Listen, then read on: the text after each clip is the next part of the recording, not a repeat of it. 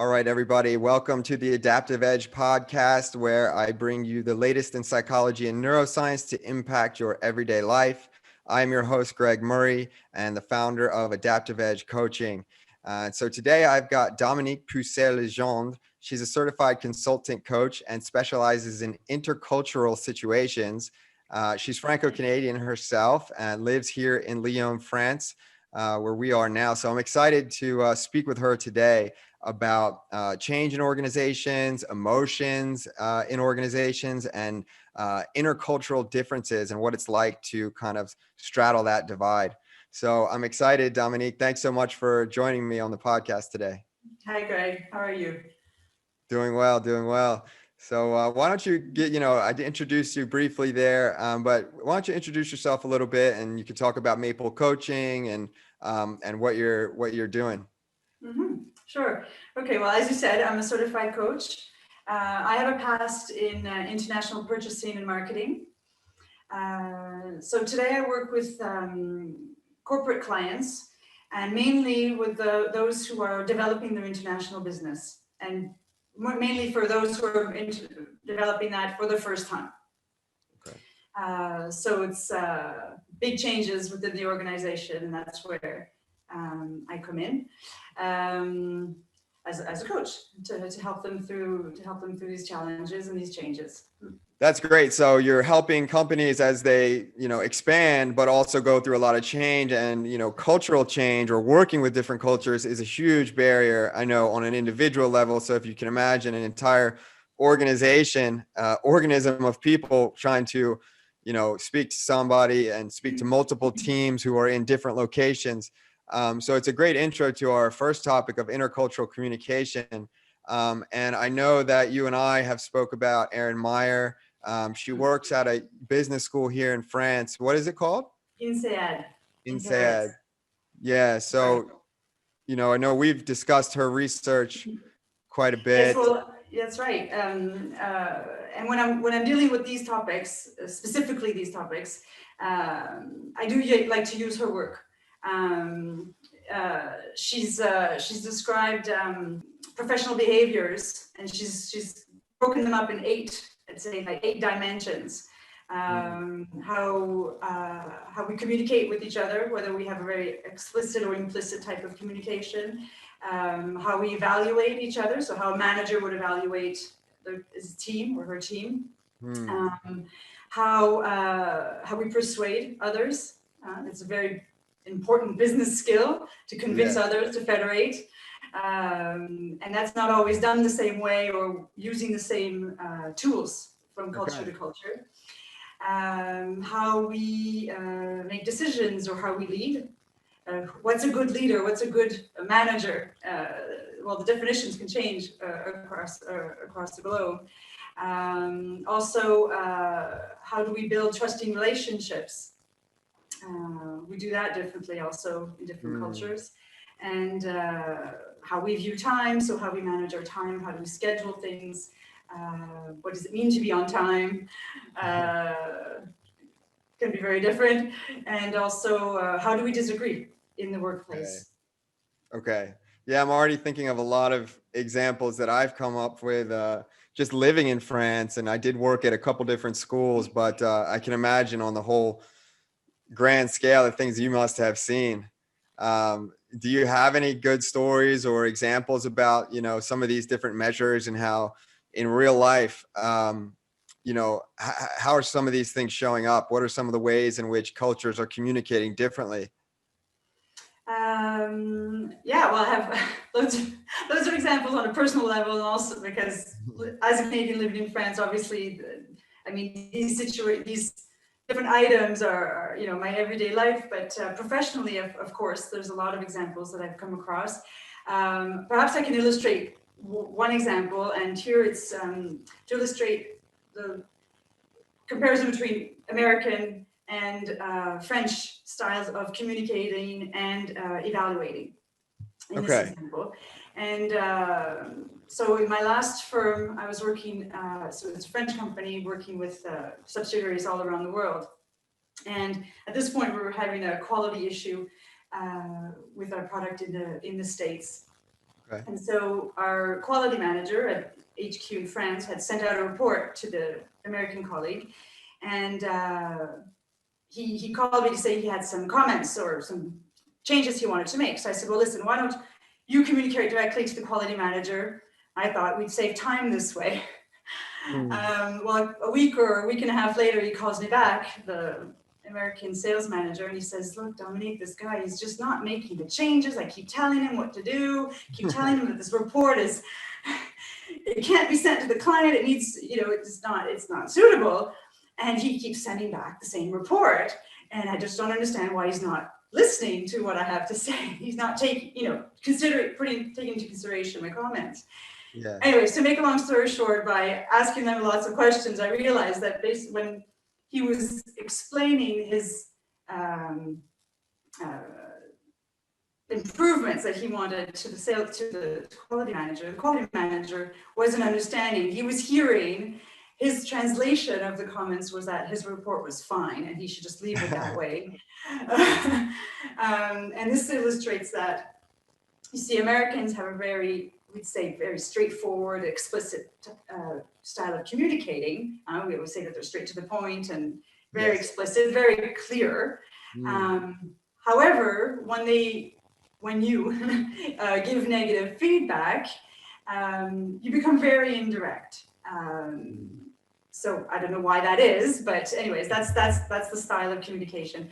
And so you'll use what we call downgraders. So things like, in my opinion, or perhaps maybe you can change this slightly. Okay, this is the way you communicate negative feedback. The French, on the other hand, although they have a very implicit style of communicating, often very more, many layers to their communication. Right. They're very used to being very direct with their negative feedback.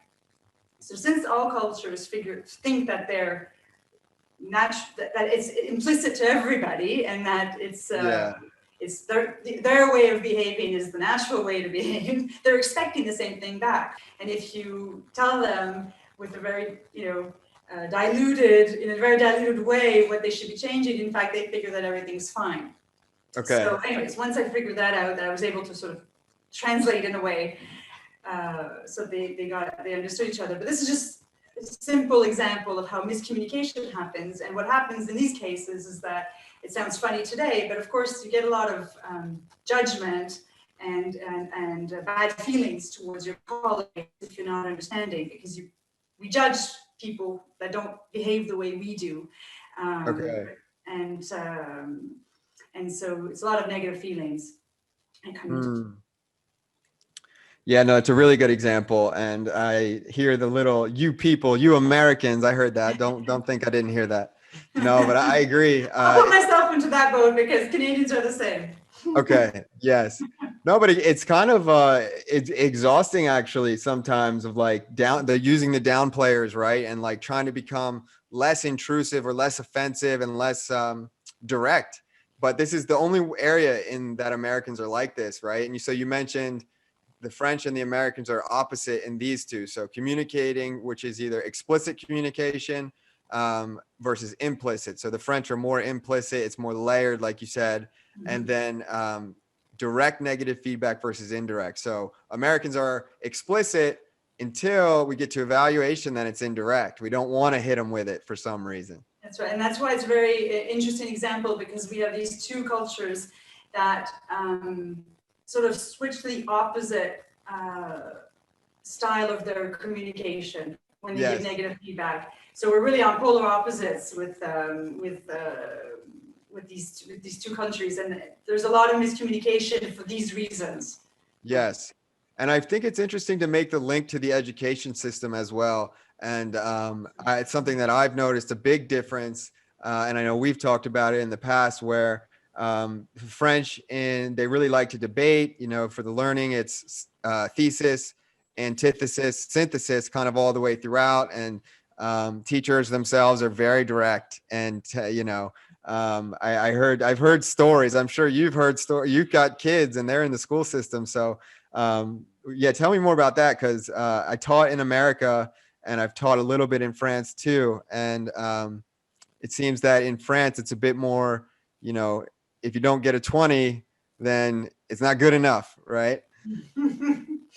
Yeah, I'd say there's that, and there's also how the teachers will give. So I have two boys in the school system in France, and that's all they've ever known. And so they're fine with their school system here, and they're quite comfortable with the feedback that they get from their teachers.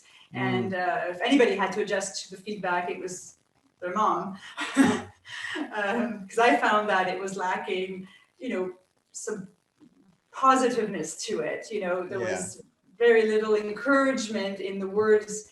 In the annual reports or in the semestral reports, it's a little bit more encouraging, but in the everyday work, it's written in red, please apply yourself, and this looks like, anyways, not clean enough or whatever, but and they're fine with that. I find it aggressive and hurtful, but they understand. They don't have to improve that, and they'll just improve it or work on that.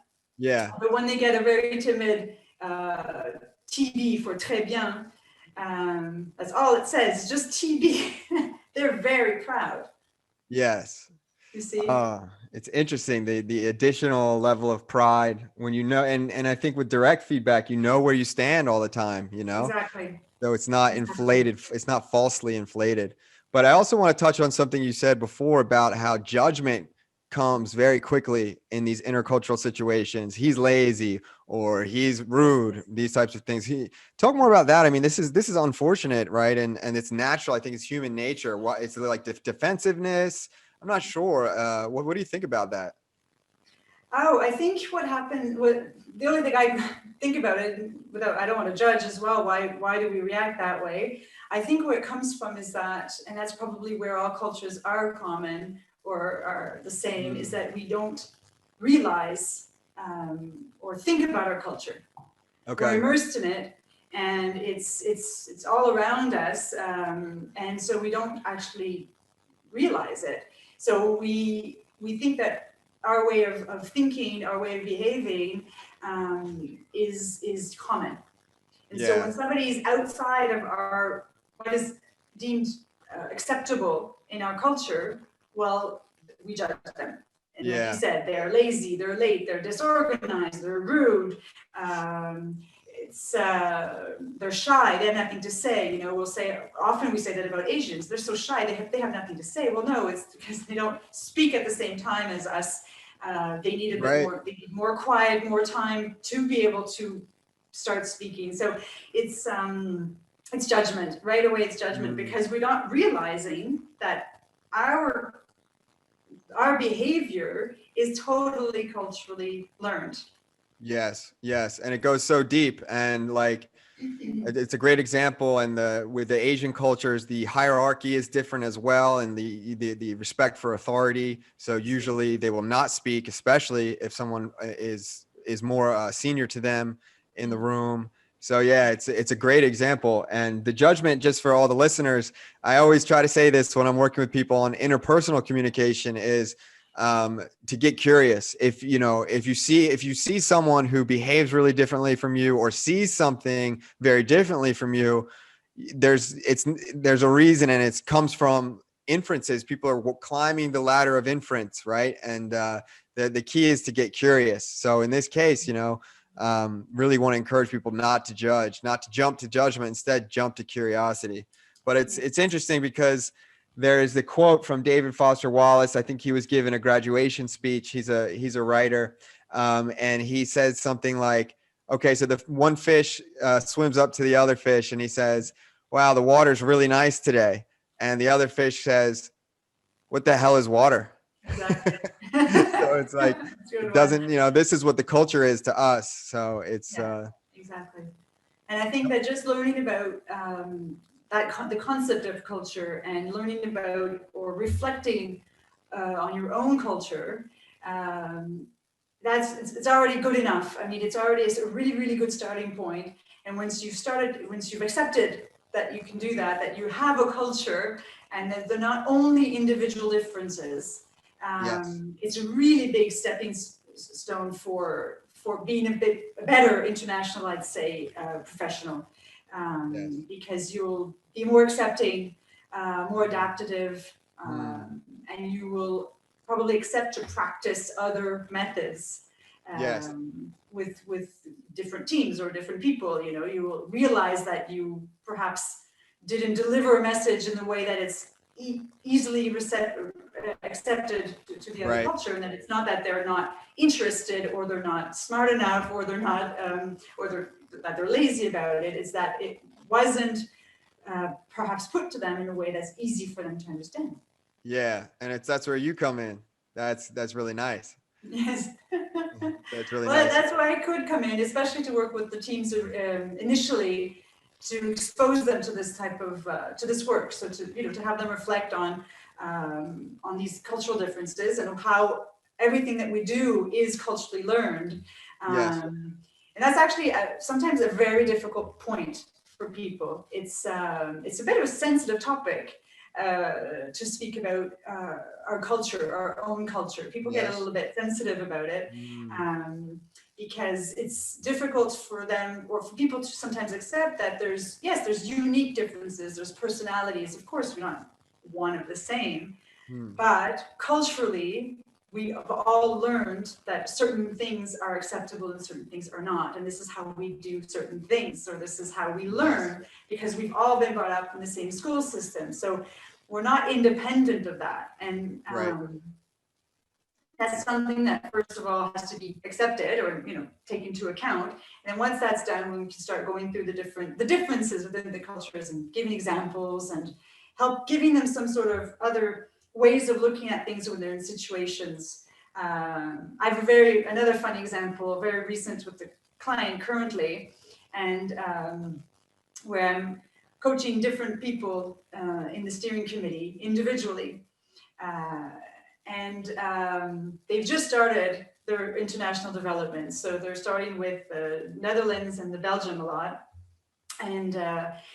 And so I was speaking with them individually, but they all started to have the same, contacts with these countries.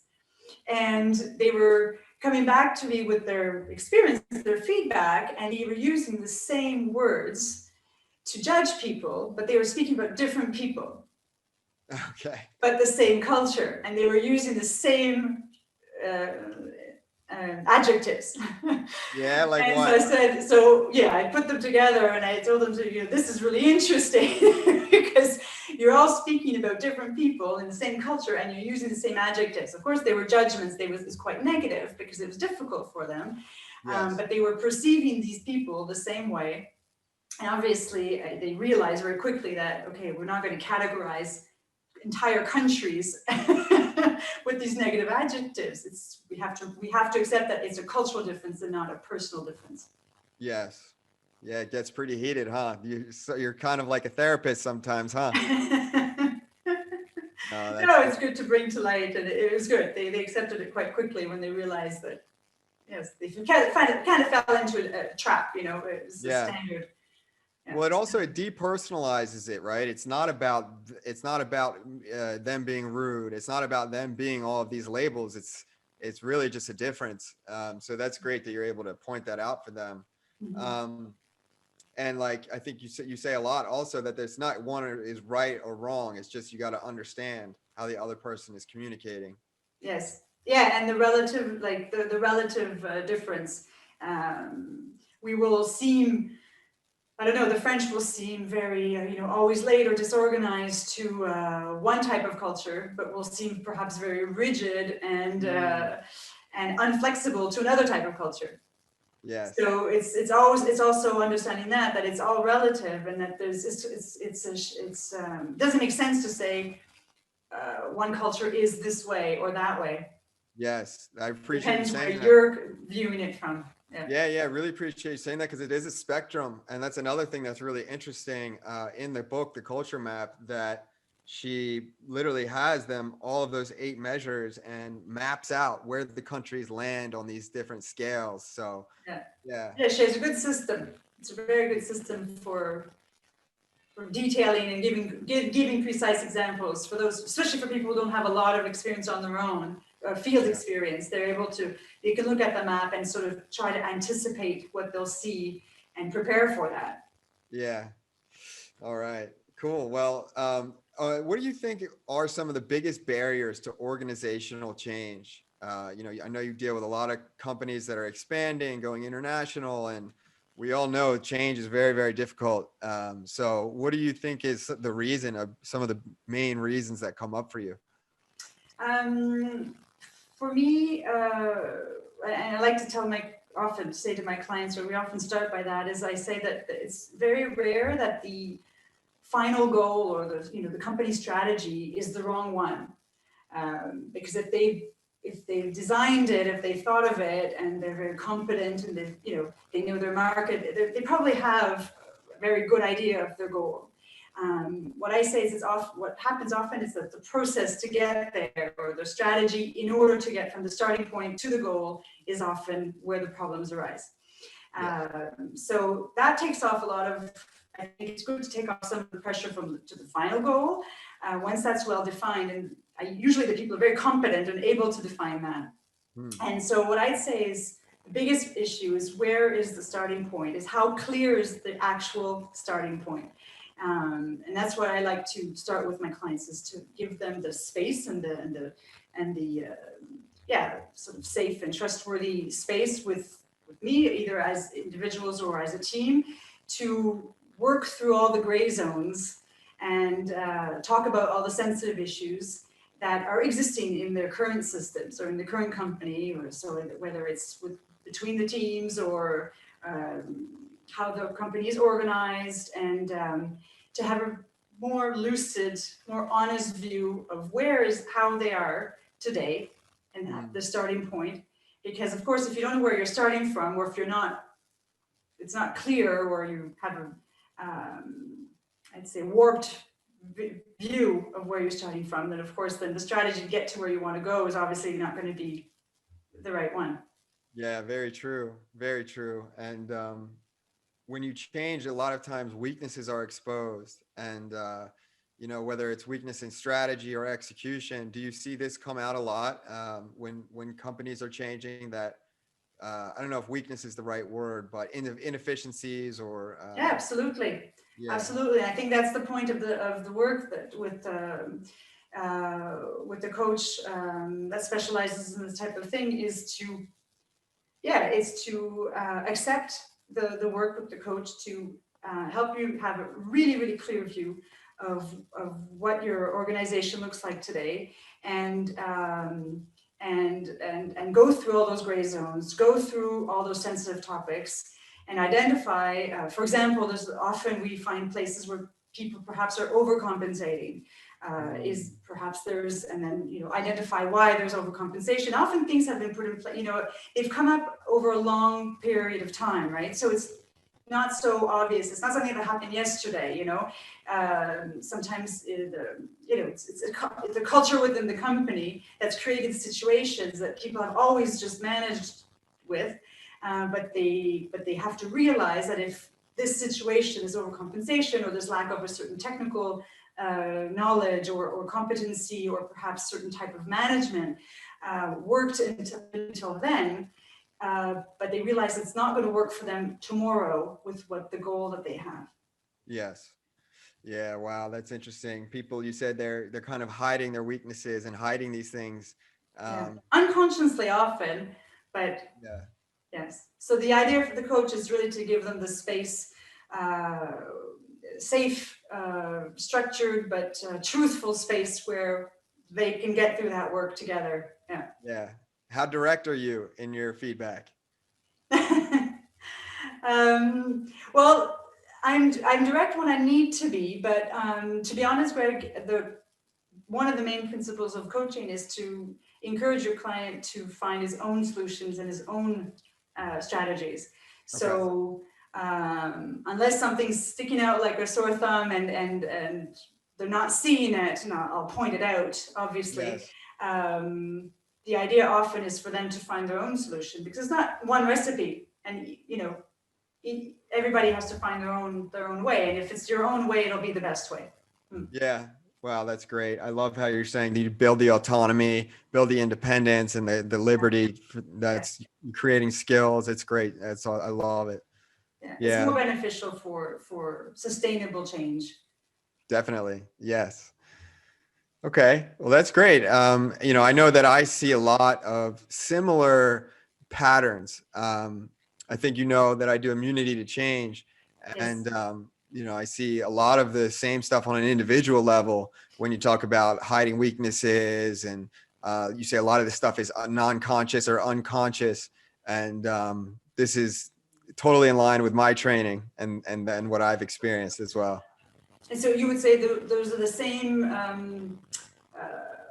can we say, same things that you see on an individual personal level as what I'm seeing in the corporate world? Yeah, the psychological process, I would say, is the same. And I nerd out on this. I'm like, it's so interesting that one individual can have these patterns, and then you get 100 individuals together, and the same patterns come out. So, yeah, and my background is in developmental psychology, and trained in constructivism, constructive developmental theory, and this basic principle is that we as humans construct our own reality. And with developmental psychology, you've got stage theorists, and so they track the different ways that we think about ourselves and the world, and thought patterns, emotion patterns, and things like that over time. And so different theorists have different amounts of stages. But that's kind of the theoretical background. And then for the coaching, it's called immunity to change coaching. So the idea is that we are resistant to change. And what is it called in French? There's a word for that, right? Exactly. It's the literal translation of resistance to change. It's résistance au changement. Résistance au changement. Yeah. So you say it better, but good thing Very well.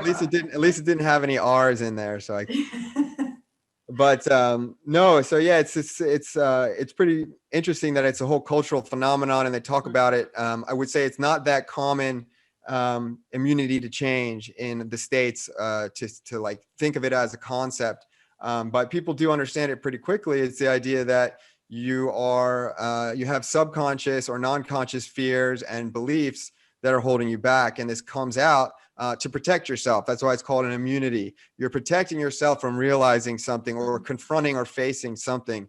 A lot of times it's fears, weaknesses, vulnerabilities, and so yeah, it's something that I help people with a lot.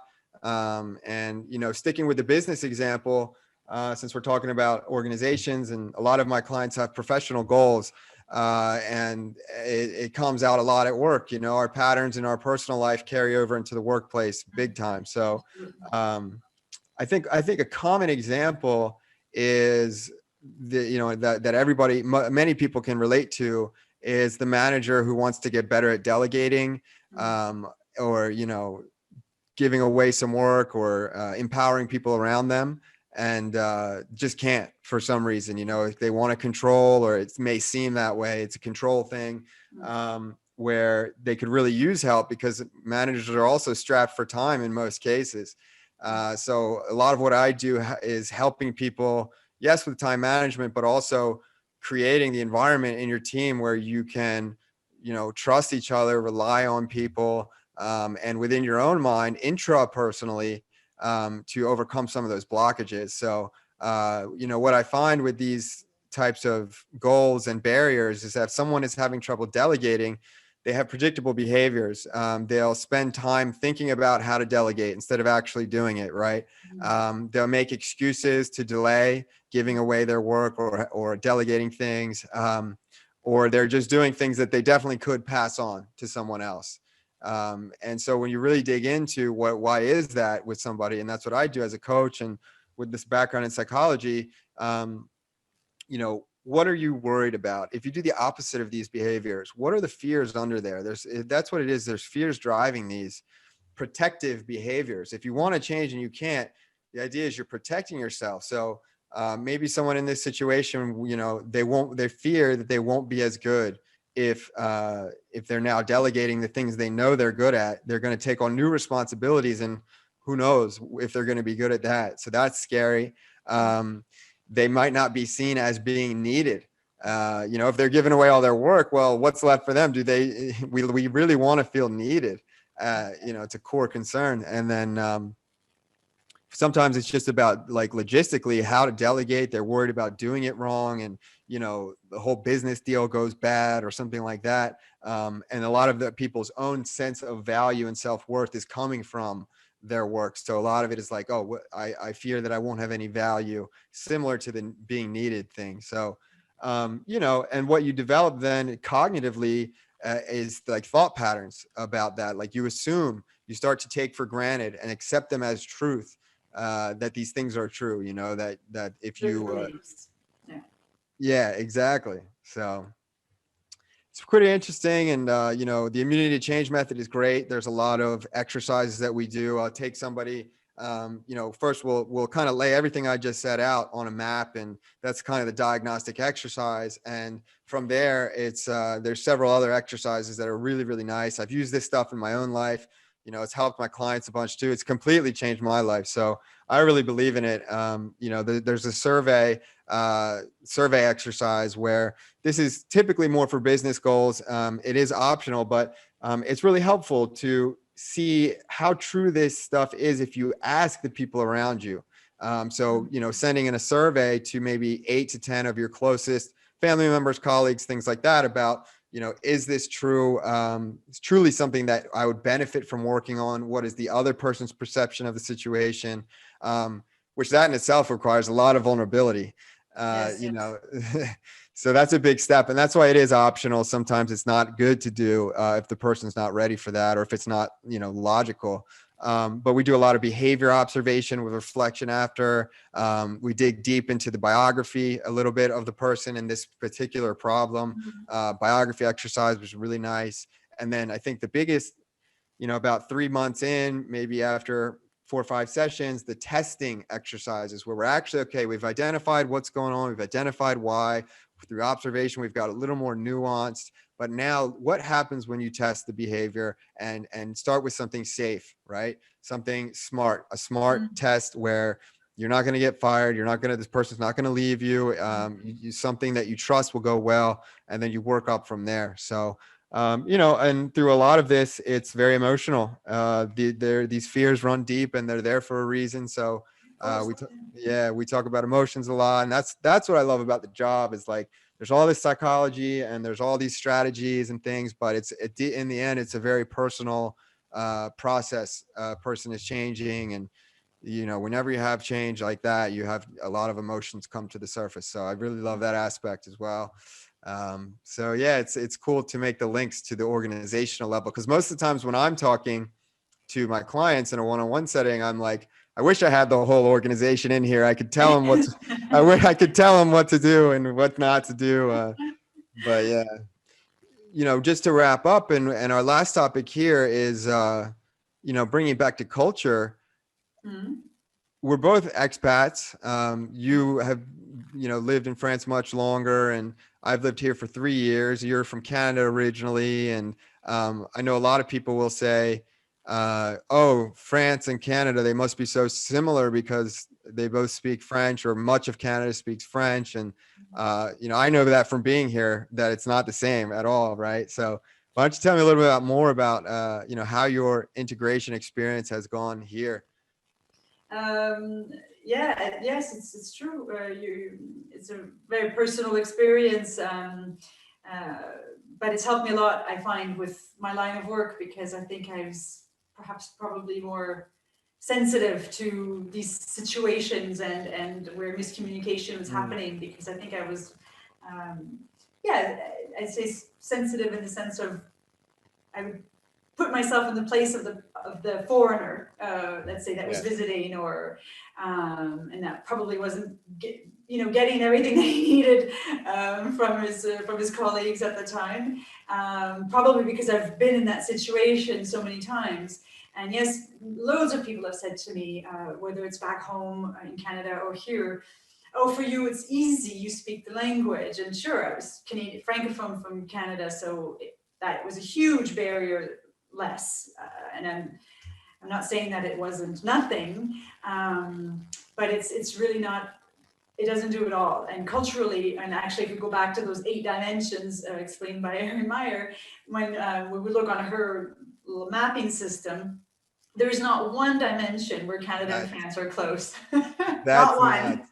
That's crazy. So yeah, what is language then? What is language in the Exactly. face of that difference? Wow. Exactly. So yeah, so it's very neat when I point that out to people, and they're quite surprised. And in fact, there have been loads of cultural situations where I've learned, of course, to adapt. I've been here for 21 years, so lots of things roll off my back now. I've come to terms with some things, but I'd say if I was to reflect on my years past, I think there's different stages in adaptation.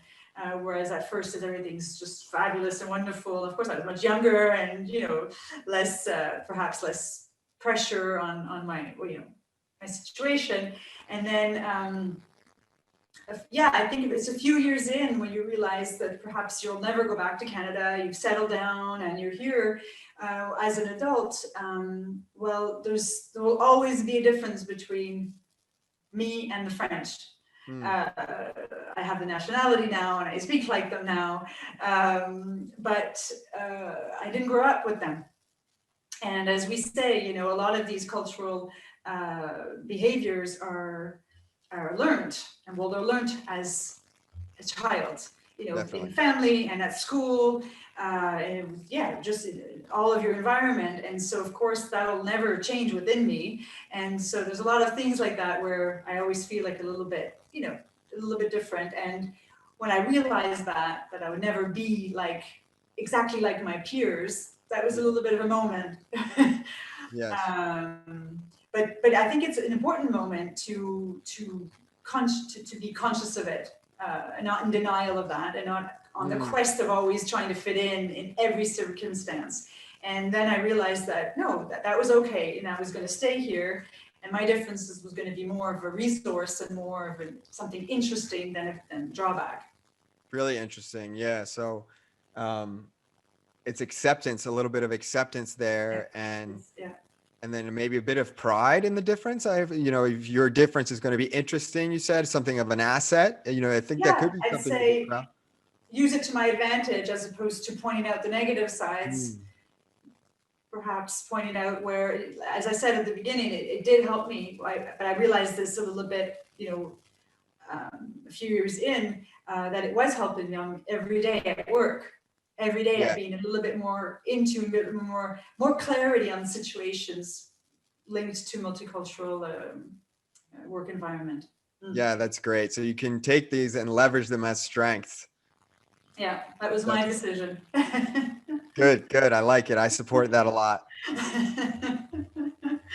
Yeah, I just, on a personal level, I've noticed just energy levels are different. Like in America, for example, I think it's the norm and encouraged to be outgoing, talkative, if you will, and in social situations, and in France, that's really not the norm. I think people are a bit more reserved, a bit more contemplative, and also like disagreements as well. I think French are more able to disagree, more ready to disagree. Again, coming back to that desire. Good debate at the dinner table. Nothing like it. Okay. Yes. So this is where you also agree with that? I've had my moments with that as well. Nice. And it's just, people have to remember this is how people learn. This is how people make sense of something. And like this debate, this disagreement could be a sign of respect. It's a sign of engagement. That's for sure. Yes. So yeah, absolutely. really, really nice. So, well, I give you a lot of respect for, transversing the two different cultures and, overcoming the challenge and now using it to your benefit and also bringing that empathy. I think that's what you said that I really resonate with as well, that you go through something, now you have empathy for the other, right? And you're I think so. Yeah.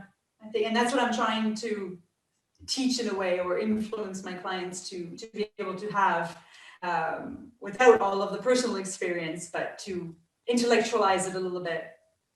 Yes, definitely. Well, I think it's fantastic. And so we'll wrap up here. And I know you've got Maple Coaching, and if people want to find you, your website is maplecoaching.com. Is that right? It's maplecoaching.fr. Okay. Yeah. And otherwise they can go on my LinkedIn, and there's the link there as well. All right.